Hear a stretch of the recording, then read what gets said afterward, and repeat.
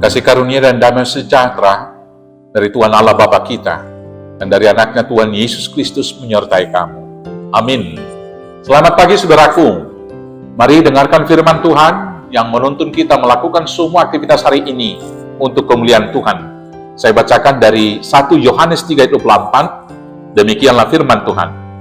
Barang siapa menuruti segala perintahnya, ia diam di dalam Allah dan Allah di dalam dia.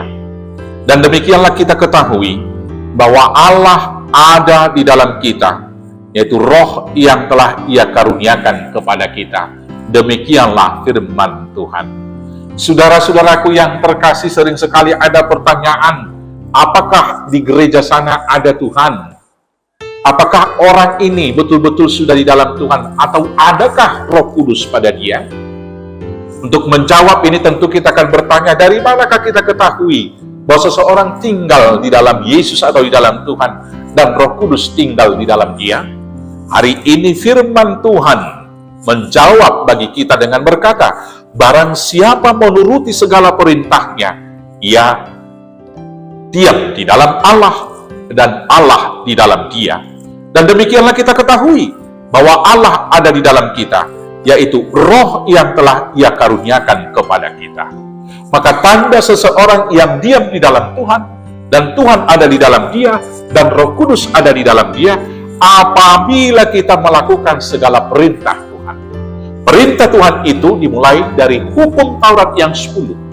Itu yang mengatur hubungan kita dengan Allah, dan mengatur hubungan kita dengan sesama. Hukum Taurat pertama sampai ke-4, mengatur relasi kita atau hubungan kita dengan Tuhan. Dan hukum Taurat kelima sampai hukum Taurat ke-10 mengatur relasi sosial kita, hubungan kita dengan sesama. Tetapi kesimpulan dari perintah Allah itu di dalam Matius 22 ayat 38 dan seterusnya dikatakan, yaitu dalam satu kata, yaitu kasih. Mengasihi Tuhan Allah dengan segenap hati, segenap pikiran, dan dengan segenap hidup, dan mengasihi sesama seperti diri sendiri. Dengan adanya kita mengasihi sesama, itulah buktinya bahwa kita mengasihi Tuhan Allah. Dan orang yang diam di dalam kasih, itulah yang telah melakukan hukum Taurat. Ketika kita dapat menerima sesama, menerima orang yang berbeda dengan kita dalam kelompok, orang yang berbeda secara suku, orang yang berbeda dari rasnya, orang yang berbeda bahkan agamanya, itulah sesungguhnya kasih yang sempurna. Karena Tuhan tidak membeda-bedakan orang. Tuhan mengasihi sesama manusia. Tuhan mengasihi semua makhluk dan ciptaannya. Dan orang-orang yang melakukan kasih tentu adalah orang yang didiami Roh Kudus. Karena orang-orang yang mengasihi adalah berdasarkan hasil buah-buah roh. Mengasihi dan juga sepanjang sabar, melakukan kelemah lembutan, dan segala hal-hal yang baik yang tertulis di dalam Galatia 5 ayat 22. Karena itu saudara-saudaraku yang terkasih, marilah kita tinggal di dalam Allah dengan menuruti segala perintahnya. Dan ingatlah, kamu adalah bait suci Allah dan Roh Kudus diam di dalam kamu.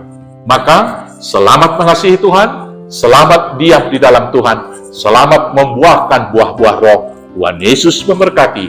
Amin. Kita bersatu dalam doa.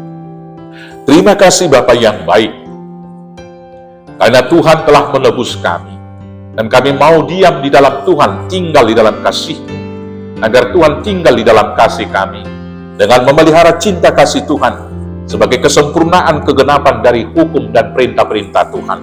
Terima kasih Bapa, mampukan kami melakukan semuanya, hanya dengan penyertaan Yesus Kristus Tuhan Juru Selamat kami yang hidup. Amin. Selamat beraktivitas, Tuhan Yesus memberkati. Horas, horas, horas.